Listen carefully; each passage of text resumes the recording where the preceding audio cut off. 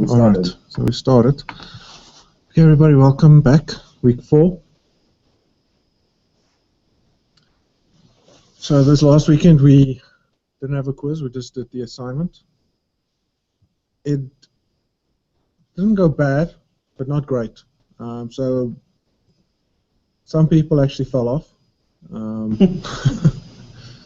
don't think because of the assignment being difficult. I think it's just they maybe started realizing that you need to put some extra effort in. So Rory marked the assignments next to me. And the stuff he complained about while he was marking it. It's just that sort of, so the one thing that we picked up is just using Maven to do the EJBs and setting up the EJB projects.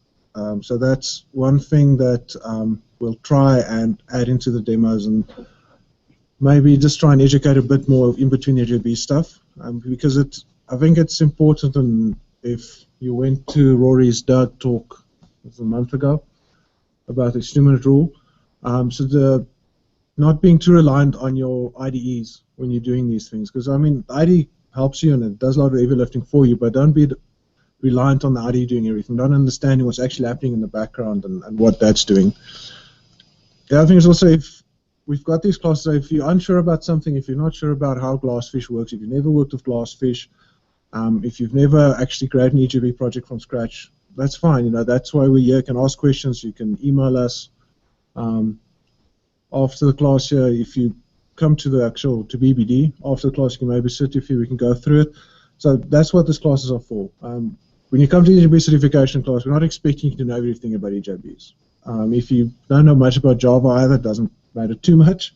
But I mean, ask questions. That's why we're here.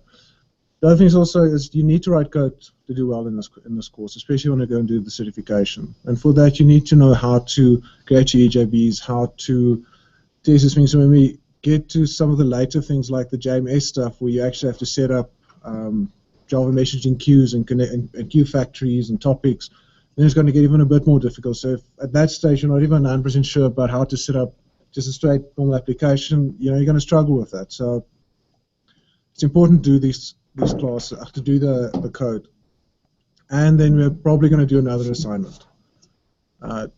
Shouldn't be too much more difficult than this one, but just to make sure that everybody's on there. And we haven't spoken about it yet. All right, so this is everybody's still there. Okay, nobody said anything. All right, so before we start today's topic, I'm just going to actually go through the demo of setting up the waterfall. So if I had to do this, simplest, easiest way I'll do this. I'm going to do this with Eclipse and just show you guys sort of one of the ways to do it. The other thing is also the EJB certification examples that's on the forum. There's a Krakowski or something guy did it. You can also have used that because he's also using POM and he's actually using Tommy to do that. So you can also have gone to look at that. It's on the news forum somewhere. It's called Basic EJB Examples. Yeah, there's a forum. General News Forum. Basic EJB Example Project.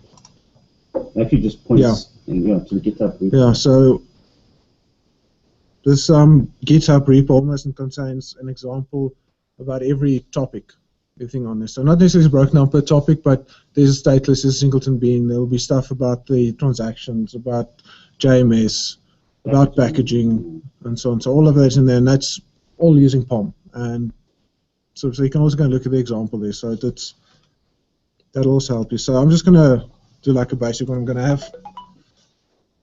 have the IDE do a bit of it for me. So I'm just going to create, so for this specific assignment, we want to do a WAR file. So it's a web application. So I'm just going to do a normal dynamic web application.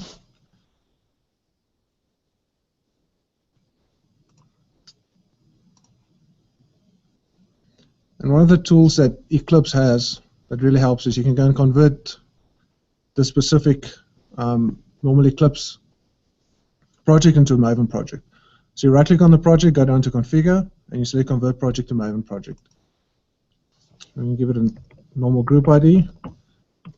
artifact ID, I'll just leave it as EJB web. We've got our packaging as a WAR file, because that's what we need. I'm just going to give it a name. Otherwise, the name is like 001 snapshot, dolphin we deploy to Glassfish.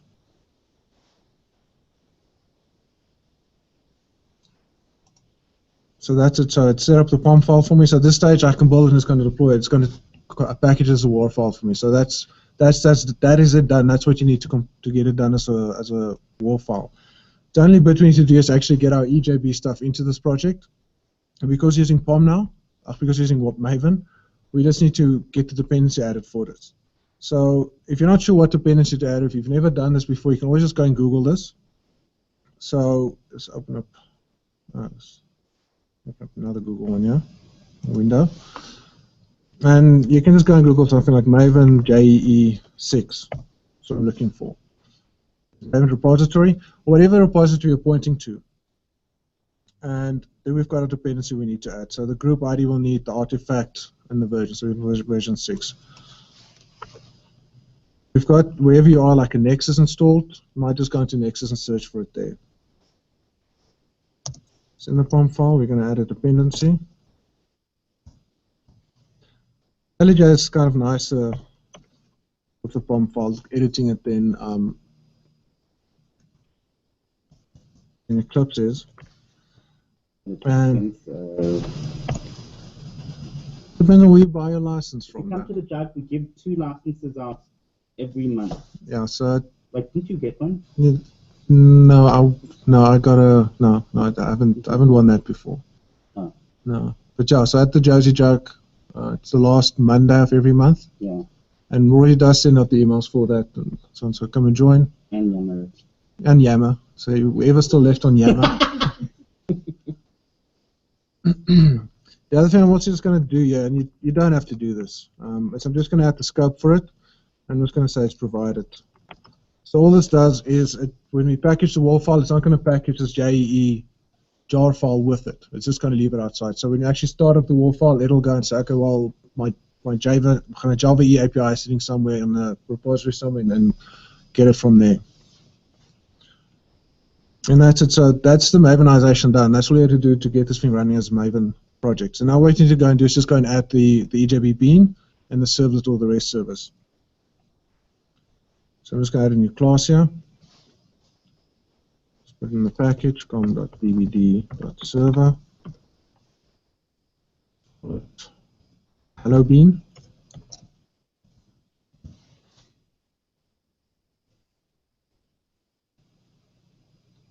And this needs to be a stateless bean. And all I had to do was just say hello. I have a method that says hello. Public string, say hello.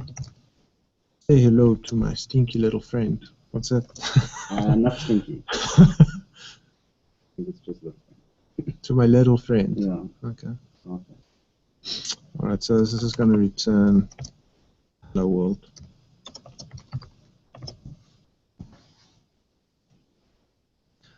Okay, we're just going to add the servlet here.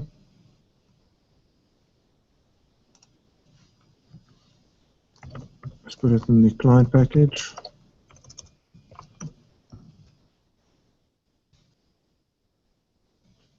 Servlet one.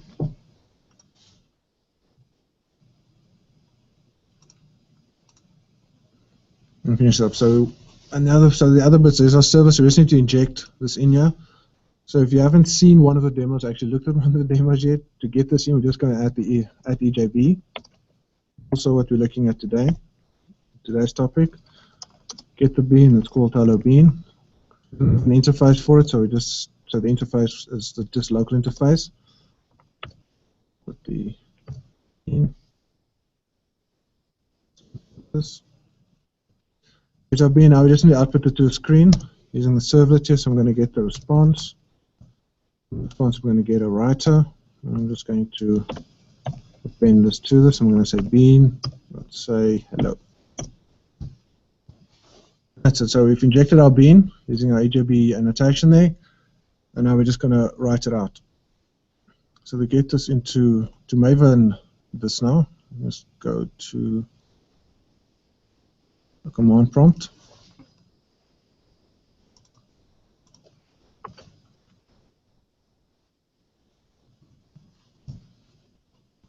We go to that folder. Maven is there. So for Maven also to work here, what makes it easy is to put the Maven bin folder in your path. So if you haven't done that, then you have to put in the full path from Maven. Otherwise, just add it to your path, and it makes it a lot easier. Let's go Maven. I'm just going to say I want to package this. And if you haven't downloaded any of the Java EE stuff or the Maven plugins before, it'll take a while to download those. But if you've done it before, it'll be in a local repository. So if I now go to my target here, so there's my WAR file. And see it's also should be quite small. It's 3.7578 KB. If I just go and look inside the file there, so if we can go web info there. In my classes, we've got our two classes: our client class, which is our servlet, and our server class, which is our beans class. And because I targeted Glassfish, it's got our Glassfish web in there. So one thing, if you are going to use Eclipse for that like this, and you say Glassfish, it puts this, your web stuff in the Glassfish web XML, so you can't really deploy this to something else. It's not, the servlet won't work because the web. But you can change that in your default Eclipse settings for runtime. So you can go and change it. I didn't. So it doesn't go and add all. So to go and deploy this to Glassfish, we can use the auto deploy function there. So wherever you've got Glassfish installed, you'll have your Glassfish folder. Inside it'll be domains, and by default there should be domain 1 in there. You've set up other domains, whatever domain you want to run as, and in that domain there's an auto deploy folder. What you do is you drop your WAR file in there, and let's start it up. I'm just going to start it up from Eclipse, but you can also go to your command line and start it up from there.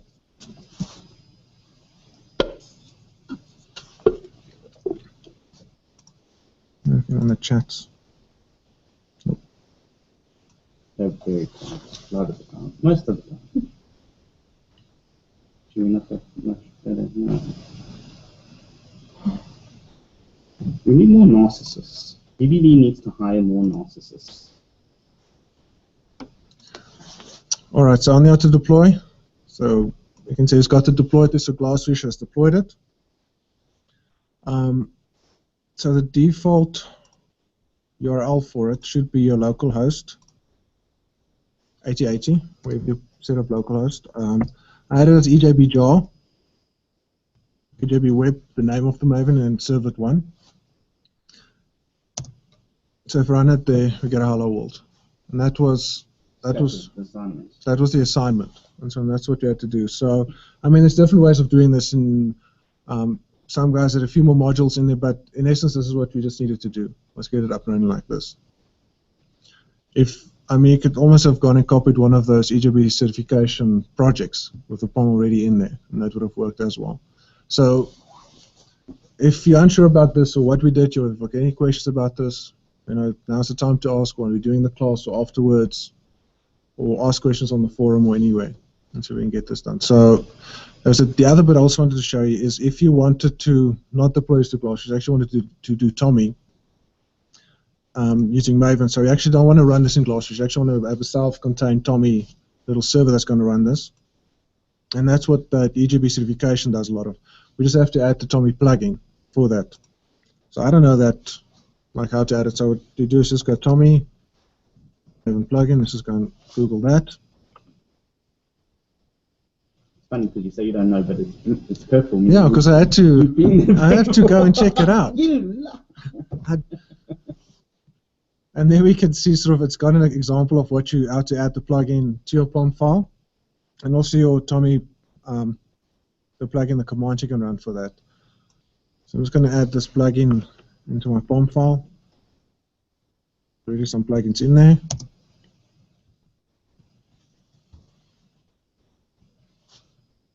And that's it, so now it will run in Tommy. So going back to my command line, so let me just clean it in packages again. Just Maven clean, so I'm going to Maven packages again. I think the Tommy run packages it. Doesn't seem to. You have to go and package it yourself. So I'm going to do Maven, and looking at the web page here. So what I want to do is I want to Tommy run it. So this starts and waits for Tommy. So it actually starts up your server and runs it for you. And deploys the waterfall. Yeah, and deploys it in there. So I'm going to get Raven, Tommy, run. The cluster's gone. Stop it, stop. Maybe you got it. I did. Okay, it's up and running. All right, so for that, so it's not going to have the same, because unfortunately Tommy doesn't understand the Glassfish web XML. So for this, it's actually going to have the full WAR name in there, the one at the bottom here.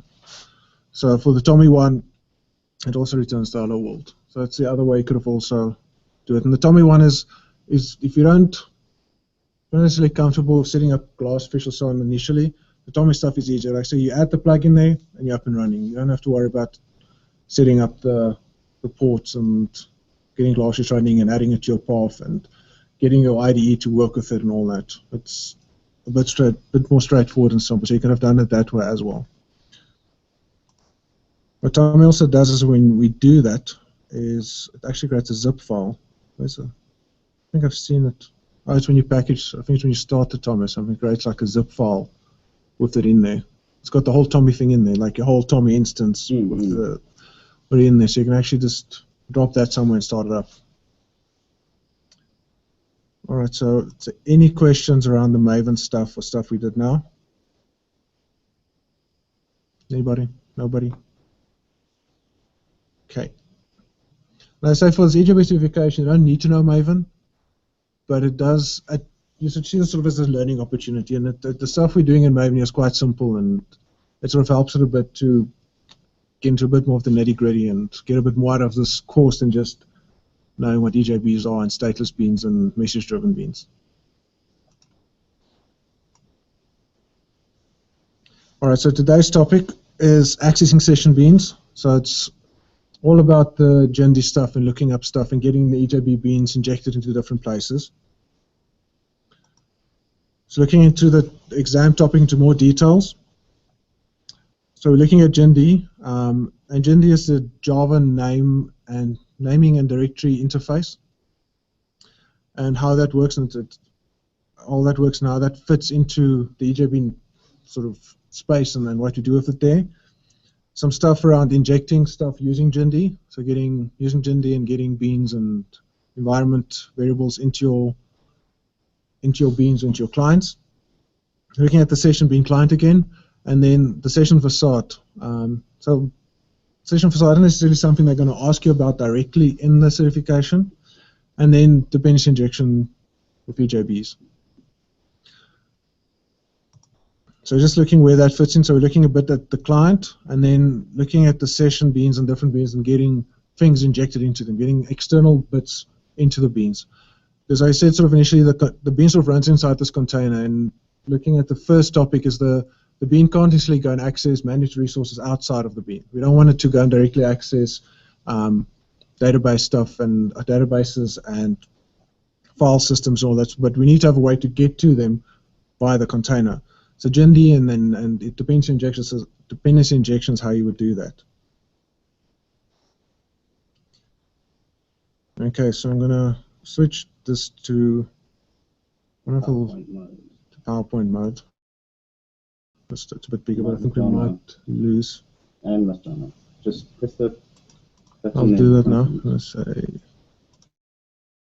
duplicate, yeah. And back to content. Just for you, Jonna.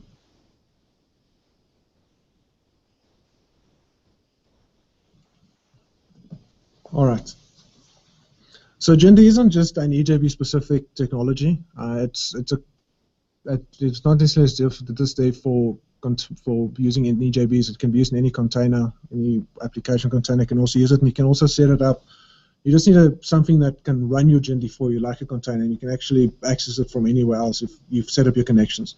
Luckily, with EJB technologies and the application server itself, that sets up Jindy for you. You don't have to worry about setting it up and getting all that running.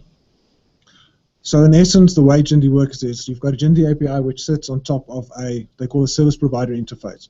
So you've got this Gendy API which obfuscates all the other naming directory services below it. And that's the SPI that you've got there. So depending on how the container actually accesses LDAP details, you don't have to worry about that. You can just, from your Gendy, just get access to it. You don't have to know this for the exam, but it's just interesting to kind of know how Gendy works. And Gendy sort of works in a hierarchical structure, so it's an address, it's a way to get to a resource. So it uses a address type lookup, and it uses a hierarchy to get to those different bits. So at the top you've got your Gendy root, and underneath your Gendy root, and depending on your provider and how they actually implement Gendy, because this is up to them, you will have something like your JMS underneath there, and underneath JMS you'll have your different queues, or you'll have your different applications, or your JDBC stuff. So accessing a, let's say the SQL database there, it'll be Gendy root / JDBC / SQL to get to that, and then that's how you address that specific resource. Now coming back to EJB, so for EJBs and the way that EJB uses the Gendy stuff, it uses each container or each bean as an ENC or an enterprise naming context, which in the background uses the Gendy stuff for you. So you don't have to worry about how Gendy is set up and so on, because EJB uses this enterprise naming context. And it is it's a place where you hold references to things in the environment, in the container, so other EJB beans, data sources that you've set up on your application server, messaging queues, that type of stuff. That's how you get access to it, is through that. And to populate this ENC in the container, the beans that you load in your applications through your EAs or your modules automatically loaded into the ENC when you start up your container, or when that bean starts up. I don't think the container starts up. And you can also go and add it via deployment descriptors. So if you go and add environment variables, other resources, you can do it via the deployment descriptors, or you can do it via annotation as well. Although I think deployment descriptors makes more sense than the annotations. So there's some examples. So something like if you want to go and load another bean for whatever reason into your class, you'll have your EJB annotation above your class, the name you want to give it, and this is the name it'll have in your Gendy. So this is without the actual address in front of it, which will be like your Gendy root, whatever it is, name. Your bean interface, and we'll go and look at the different parameters here down in a few slides time. Or you can do it via your deployment script, like at the bottom here, where you've got your EJB, it's a local reference, and these two pretty much do the same thing. And the local is just we're giving it the local interface looking for there. So you can do it which either way. So the idea is that at runtime, or when it gets deployed, you can maybe substitute one type of bean, one implementation of a bean interface for another one, without having to go into the code and change it that way. And this is for when it gets injected. So not like the previous weeks where we actually change the type of bean. So coming back to the Gendy stuff, before the EJB version 3 spec, the actual providers could decide they had their own specifications for Gendy and how that got addressed. So you couldn't necessarily, if you did something in JBoss, that Gendy addressing would look different from something like Glassfish. So you couldn't just take that Gendy address and reuse it. So you couldn't redeploy that specific ER file into a different container. It just wouldn't work. The Gendy lookup wouldn't work. So from version 3, they actually sort of part of the spec was to make the Gendy names more portable. So each of the containers will still have the container-specific Gendy lookups, but they have to support the portable Gendy names. And when it comes to certification, this is one of the favorite questions around Gendy stuff, is what type of Gendy name and how you're going to address a specific resource using Gendy. So there's 4 different, main address parts to look at, and this is sort of one of Gendy, sort of one of those things in the certification which you need to know, but it's logical, it makes sense, it's not difficult, it's not sort of weird naming or weird syntax that's in there.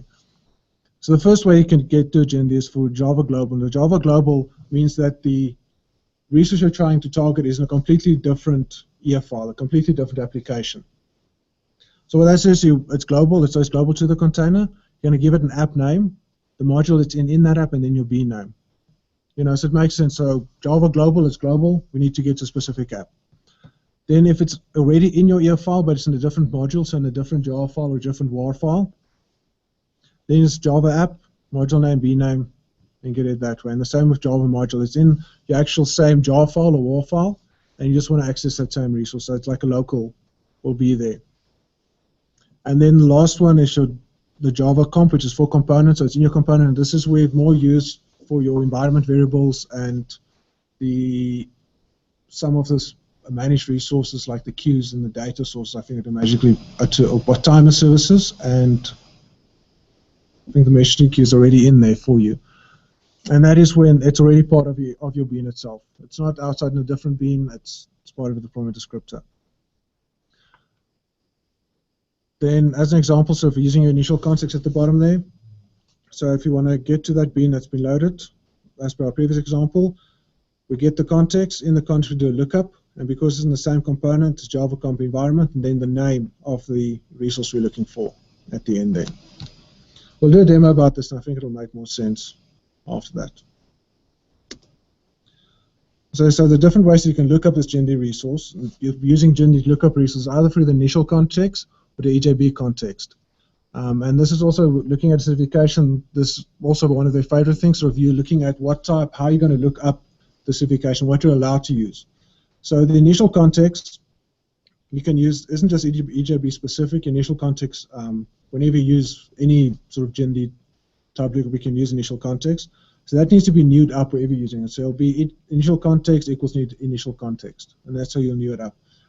The thing with initial context is if you are going to use it, it has a checked exception, a checked naming exception. So you're going to have to handle that. So either catch it or add it to the throws clause of your method.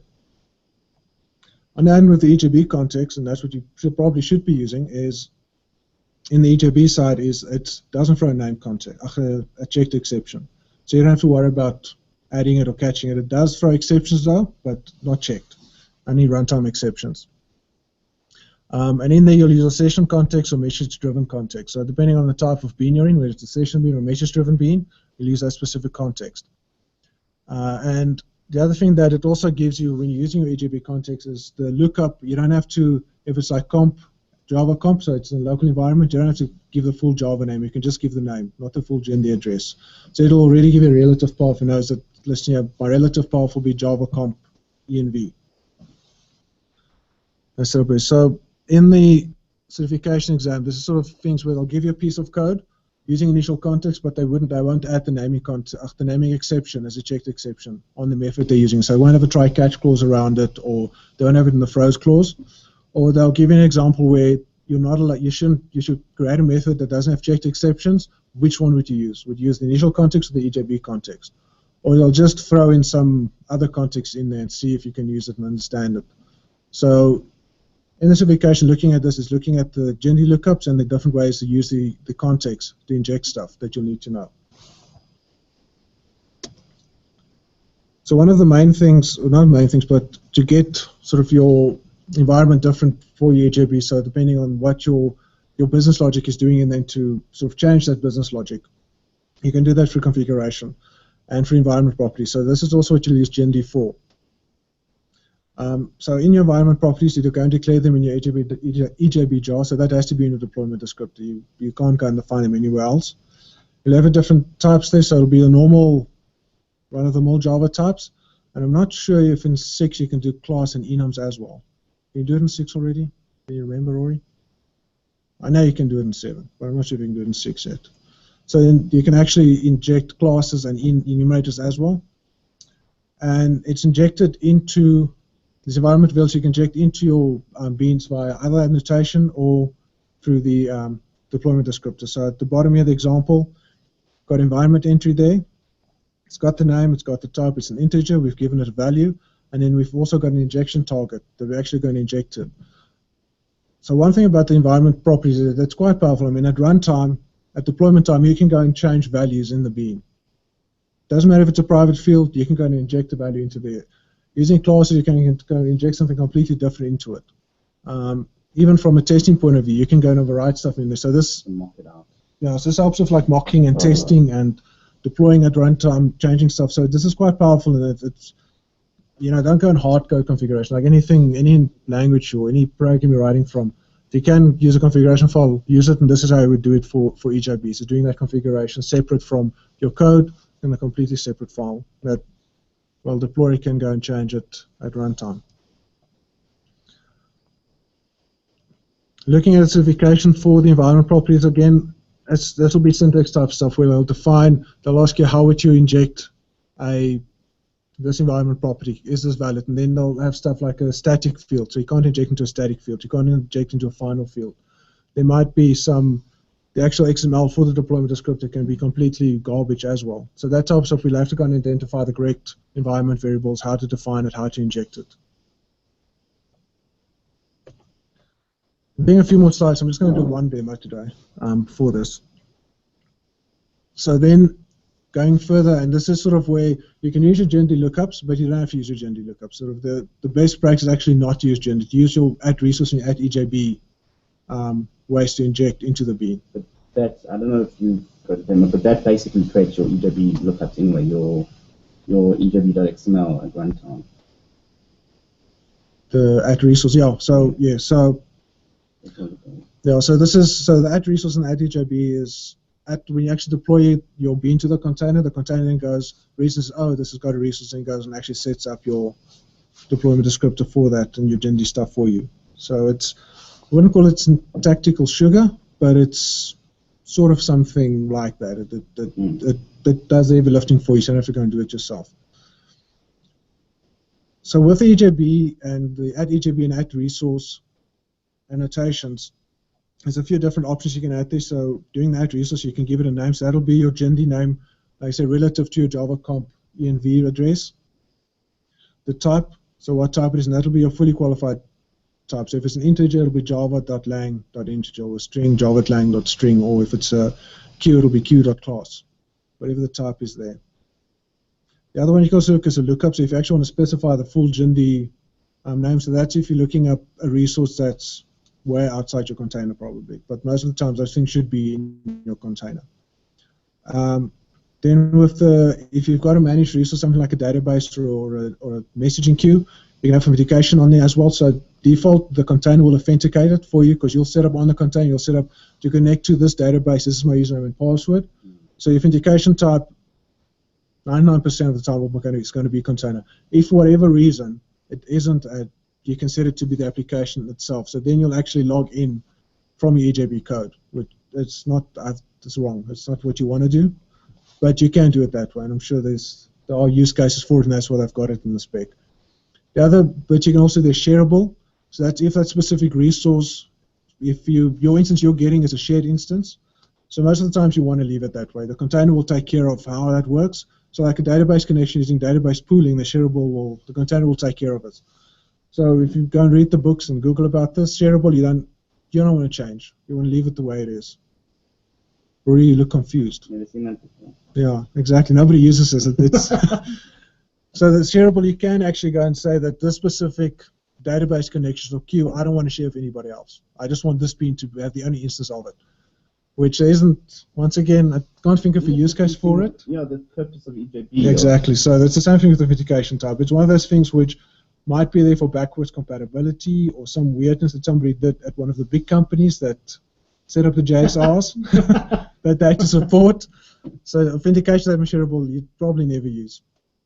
And when you're not doing any of the managed resources, if you're actually injecting an environment variable, you're not allowed to use authentication type or shareable anyway. So to get the @resource in, you can use it on the actual class, you can use it on the field, or you can use it on the setter method. And just getting back to the setter method, the thing about a setter method, if you set it, it makes your testing a bit easier, because you don't necessarily need a container to do unit test your EJB bean, because you're going to go and inject that resource using the setter method, if that's the way you roll. One thing also that's just, I can't remember if this was a certification exam, but the lookup and the map name is sort of the same thing, both are GenD addresses, although the only difference is lookup name is a spec compliant GenD name, where the map name will be whatever your container you're using. Yeah. So don't use the map name as best practice, because if you ever want to change container for whatever reason, it's not going to work. And like I said, always use your @resource instead of your GenD directly. So don't go EJB context.lookup.GenD, or use the @resource. So the EJB isn't too much different. It's also on there. So the same thing, you've got a few different options there. Once again, you've got your name will be your GIND relative to Java comp env name that you can use.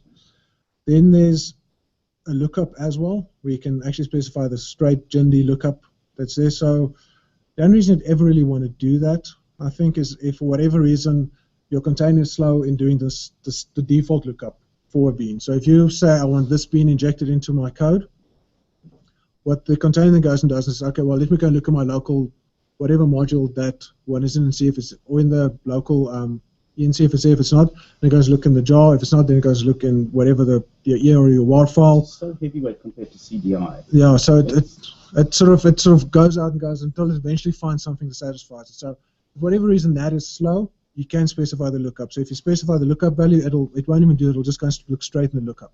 So if your lookup is wrong, it won't work. This is also just reminds me of Corba. If you've ever written an orb, Corba sits on a server somewhere and it just distributes it. So you have to put the orb's name in there. Yeah. We want to build applications. We don't want this. Yeah. So cases of losing that lookup. They're going to drop this in the next spec. So for lookup, probably in the certification, you'll need to know about it, but I don't think you'll actually ever use it directly. Then the other things, there's a bean name and your bean interface. So when you define your beans, you can give it a name, or when you actually use the EJB injection, you can give it a name as well. So that's another way of looking it up. Don't need to do it, but it's just an easier way for the container to go and find the specific one you're looking for, but I don't think you'll ever use it. The other one is the bean interface, and this is one where you can specify you want a remote or a local bean. So this is the way to make this work, and it's playing around with this, is you'll have a base interface, which will be some of the business interface. And then from there, you'll extend a local and remote interface. So the local and remote interface won't do anything different. They'll just extend this base interface. And the only difference will be that if you're using the remote interface, things will be serialized, or if you're using the local interface, it won't. And for whatever use case you can use that for, you can then go in your bean interface, you can specify if you want the local class there or the remote class. If you've got some of the other inheritance in your actual bean interfaces, you might do it that way as well, but I'm not also, I don't see that happening. So for the EJB certification, you need to know these things, you need to know the differences. Once again, between the lookup and the map name, lookup name is portable, where the map name isn't, it's container specific. And most of the time, we'll just do a straightforward add EJB, like at the bottom example there, the interface you're looking for, and whatever you want to call that variable. All right, so let's jump into a demo there. All right, so for this, I've just got a close. Just teasing them with every day. Yeah. Let's make the fonts a bit bigger. Yeah. You should be able to just control split. Oh, okay. I'll do it the cool way, so it looks like I'm hacking. I'm hacking in the movie. How did you do that? Presentation mode. It has a presentation mode. Yeah. That's what you pay for. That's why you pay for this. None of the other ones seem to have a presentation. I don't know that. All right, so I've got a project here. It's just a straightforward little embedded container that I'm doing here. So in my client, I've just set up an embedded EJB container there with a stateless bean. So I'm going to look up that stateless bean, inject that into my client using the normal context. Let's see what I got. The only thing it does is it doesn't remember what screens you had open. So normal singleton bean there, local bean interface, and then where am I now? Wrong tab. And then EJB jar that I've got. So what we're going to do is we're going to set up an environment variable and inject it into the bean, and then from the client just go and output the value that the bean got for that. Go to EJB jar. Underneath, so whatever type of bean, so we've got a session bean here, just given it a name. So inside your bean, we're going to add the environment variable, environment entry. Give it a name, let's say my number. And whenever we do this, we also have to give it a type. It's the fully qualified name of the type, so you can't just say integer or string or whatever the class is. It will need to be the fully qualified name. So Java lang integer, and we give it a value. It'll be 350. 250. 230. So 230, isn't 350? 230. Okay. 230. 230. All right, so that's the environment variable setup. So I need to get this into our bean. So I'm going to do a few of the different ways to get this, the different context and the at resource and all that to sort of show the differences here. So first one I'm going to do is just the initial context. I have a public void get initial context.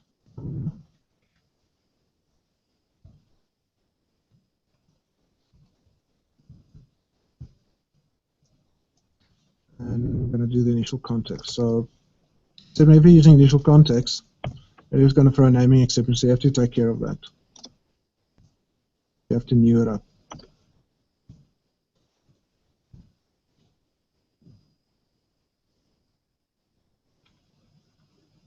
I'm just going to use IntelliJ to go and put my try catcher on there. So number. One thing, when you get stuff back from the initial context or any context, it comes back as an object, so you have to cast it to the type you need. So I'm just going to cast this to integer context. Use the lookup function. Like I said, lookup function is the gender compliant, so the portable lookup you can use there. And because it's because it's in the deployment script, I'm going to do Java comp /env. And then the name which I had as my number.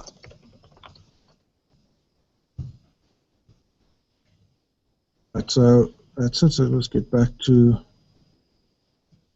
save this. So let's get back to a client. Bean one.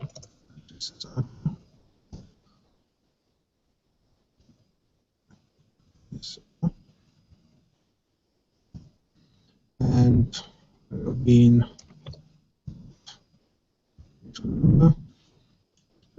what it's going to do.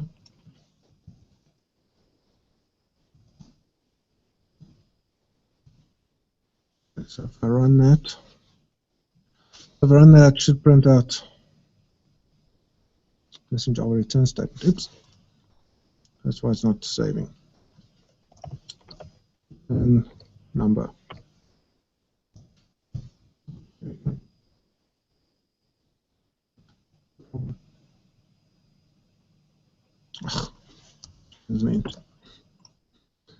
Right.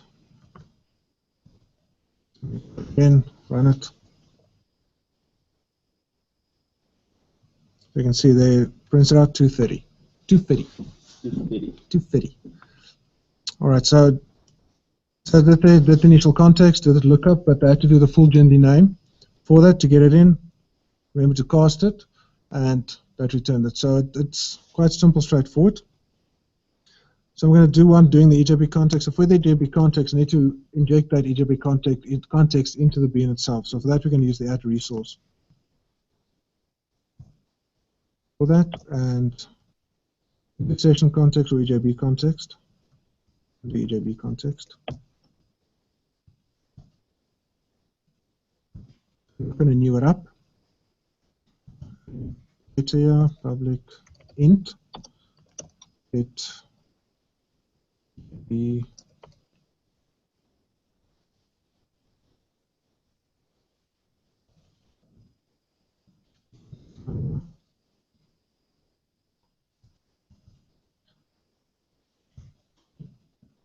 so for this, we've got the EJB context. I'm going to go EJB context. Going to do the lookup again because this inherits from your initial context. The only difference is with this lookup, there's no naming exception, checked exception that I have to look for, and for this one it's also relative to the comp.env lookup. So yeah, I can just say my number. I'm going to try to trick you an exam in that regard to make it either relative or An English word for relative? Subjective, not subjective. Objective. Object. Right. For the HIP context, or session context, or message being context, you can just do the lookup and give the name without the full GND address for that. Go to client.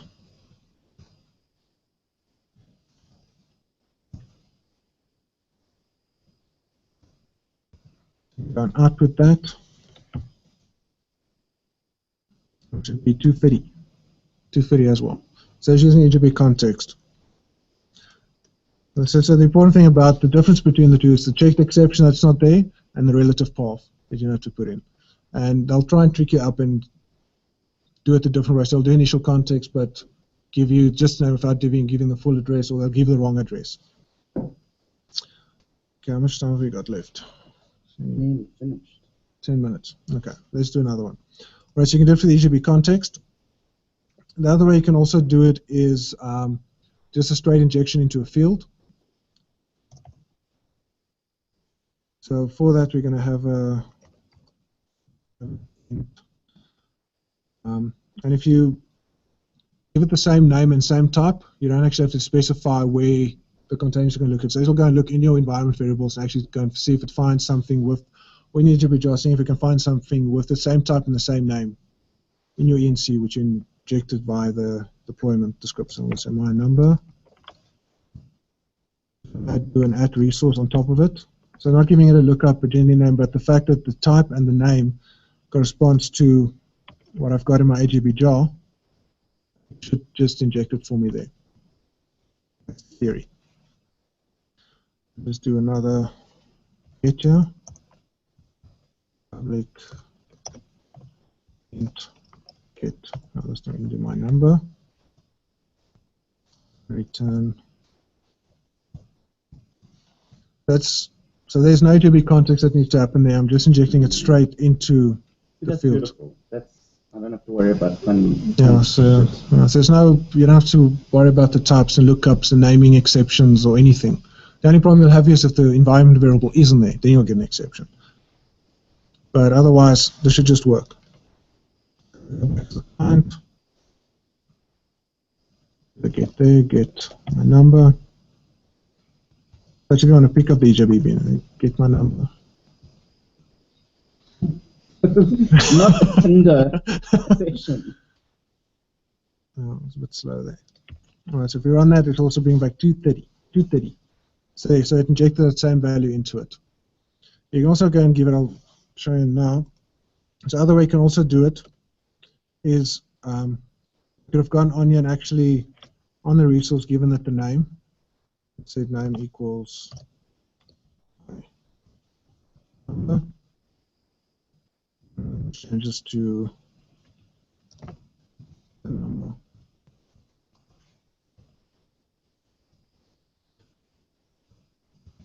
With that, so I'm just giving it the resource name. It'll see the type is the same. It'll look for something with that name, with the correct type, and it'll inject it as well. So the HIP and the ENC sort of takes care of a lot of this for you. So you don't have to worry about GND. And that's why it's best practice to not use GND, because there's a lot less space for errors here. There's a lot less typing. Don't have to worry about addresses, any of that. So if we go back here, in theory, this should now go and print out 330 again. So it still does the same. And then the last way, actually go and inject a variable value into it without actually using annotation, just doing it straight from deployment descriptor.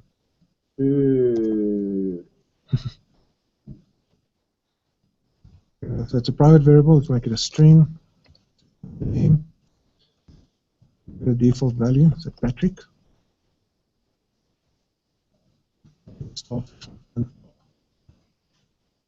I'm not even going to ask questions around that.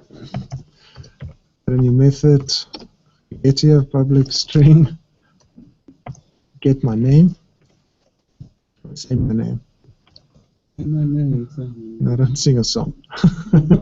You can't do that. We'll break out in song. Right, so without doing anything, so I've got the thing set up here. If I go to the client and run this, it should just print out Patrick. get name.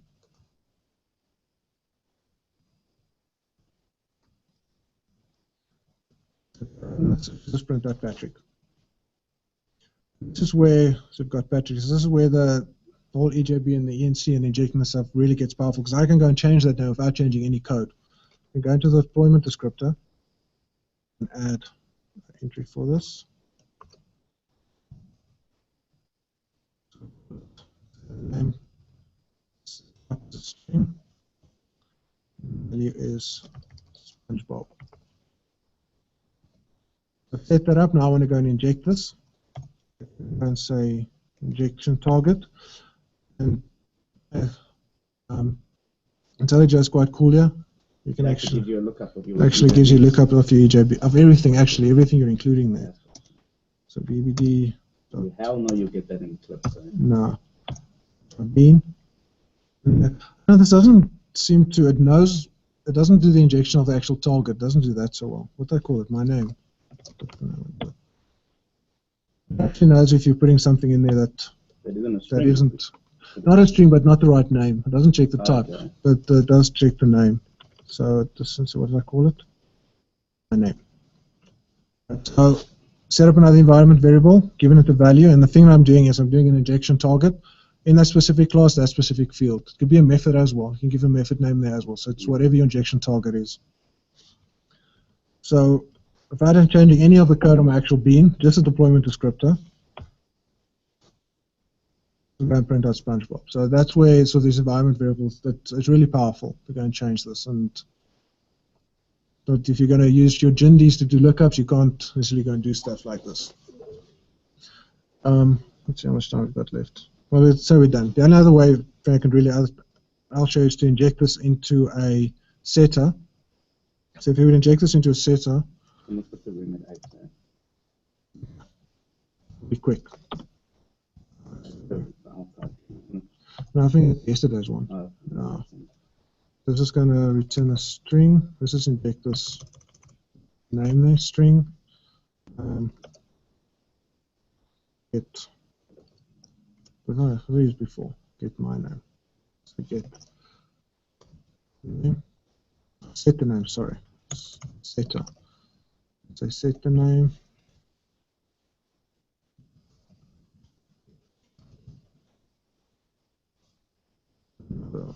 Field here.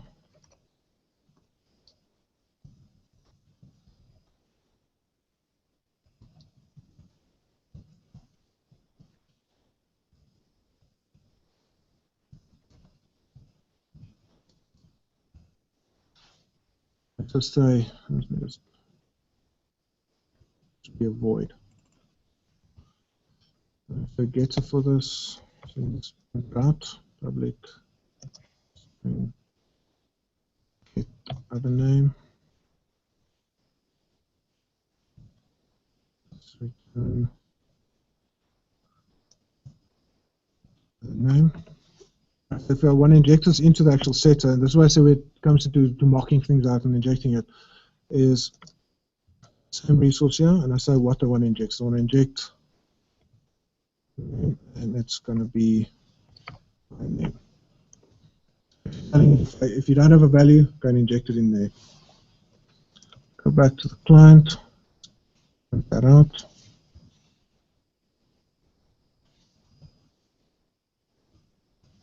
Name. And let's print out SpongeBob. It also prints out SpongeBob. So that's quite powerful. So at runtime, the EJB container will actually inject the value into that setter method for you. But if you just want to do a normal JUnit test on that, you don't have to start that bean up to get a value injected on there. You can actually just go and set it. So it helps us with mocking and testing and all that.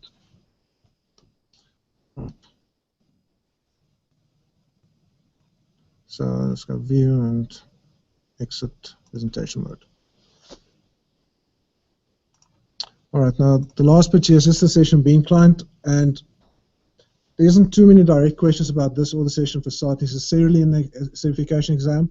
What you need to know here is just how do we get a bean into a client, and that's with that EJB or for GIND lookup to get into the client. and stuff we discussed before, the client never directly accesses the actual bean. It gets it through a proxy, and depending on whether it's stateless or singleton or stateful bean, the container will take care of how many instances there are, how long that instance lives, when it gets passivated, when it gets destroyed. And the client doesn't really have basically sight of the life cycle of that bean. For a client, the bean starts when it starts it up, when it references it the first time, but for the client, that starts it up, and then it dies whenever it goes over scope. The only sort of difference is with a stateful bean, where you call whatever the at remove method is for that bean, that'll push that out. Then with the session facade, and I think the only reason I've got the session facade in the exam topic is to sort of explain the whole business interface and local interface and what you put behind that. Because there's no direct questions about session facade in the certification. There's nothing that's going to ask, what's the session facade, or how does the session facade work? Also be, so remember, institutions make most of their money off doing 4-day training courses, and then they do the certification at the end of it. So they might actually, might be a remnant of the training course that they did to perform the certification. It could be a remnant of that. I say sort of what I see as sort of understanding when you're setting up your remote interfaces and your local interfaces. That's a facade. That's a facade you're putting over your logic, and that's all they're trying to explain. Is so for this you need to understand that for EJB, but for certification there might be stuff around best practices. Why would you use an interface type things? But you have multiple disparate VMs and you want to actually consolidate them into one VM and wrap all your remotes into a local. Yeah, so wrapping things up there. So the question might be a best practice question around. You've got these different data sources. You'll do a bean. How would you do it? And you'll put an interface over it and call the logic in there. So it's more around that. All right. So I doubt there's going to be any questions, but I'll ask it. Any questions? Nobody? Let's see. What's the keyword? Get the keyword. Oh, there's a static method in initial context to look up or create an instance for you. Give me the keyword and then answer. Yeah. Okay. So the keyword for today is context. We've looked at a lot of them. That's a keyword, is context. One word, not two words. And casing is case insensitive. Okay, I'll look at the question now. So for this week, we've got a quiz again this week, 10 questions, 1 hour. It's all around the Gendy stuff and lookups and at resource and at EJB annotations. And then also start looking at next week's reading material. It's all about the EJB, the stateless and stateful session beans and their life cycles and asynchronous methods. So from week 2, a lot of the chapters are the same chapters, but this one is more looking at your asynchronous methods and your life cycles around those. Passivate, activate. Passivate, activate, post, construct. Passivate. And all that. All right, so let's get back to one last question. There's a static method in the initial context do lookup book. Oh, you're saying in the initial context is the do lookup method. Let's see. It's a bean context. Is he schooling you? It seems that way. Initial context dot do lookup.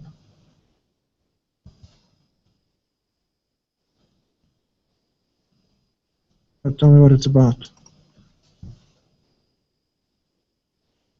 So for that, okay. I guess I don't know what that does. Initial context to look up. Google it.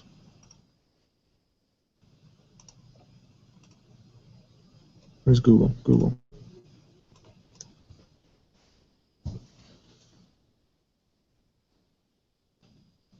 It still has a naming exception. First time it comes from the naming operations.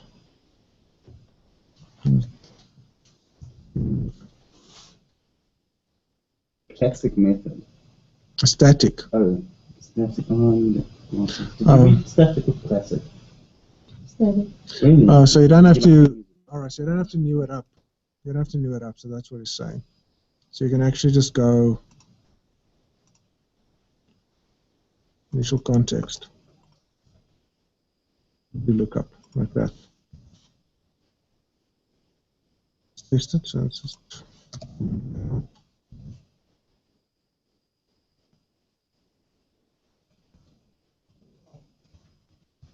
So you should be able to do it like that. Oh, you don't have to get an instance. Yeah, you don't have to get an instance of it. So if you run that, it doesn't work. That's true. Well spotted. Gee, what kind of coffee are you drinking? Instant stuff. Okay, and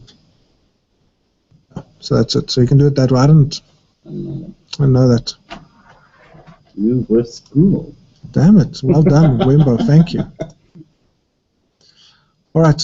Nothing else in. Thanks, everybody. Cheers. Cheers, everyone. Make sure you do the attendance test. Yeah, do the attendance quiz. Don't wait until Sunday. It'll make me SMS you on it.